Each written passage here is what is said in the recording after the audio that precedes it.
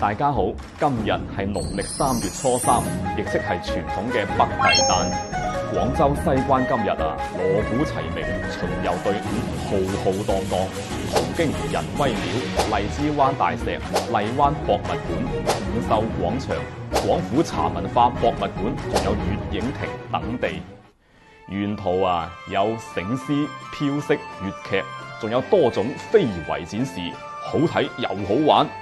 北帝誕唔單止係老一輩嘅回憶，越嚟越多年輕人都參與其中，有做飄色小演員㗎啦，有拍片記錄㗎啦，仲有翻村抬神轎嘅添。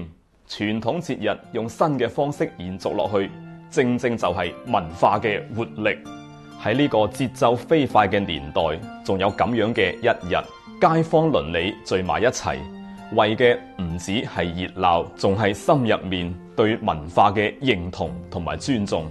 北帝誕傳承嘅唔止係香火，更加係廣府人代代相傳嘅根同埋人情味。中意呢種嶺南文化嘅就點個讚啦！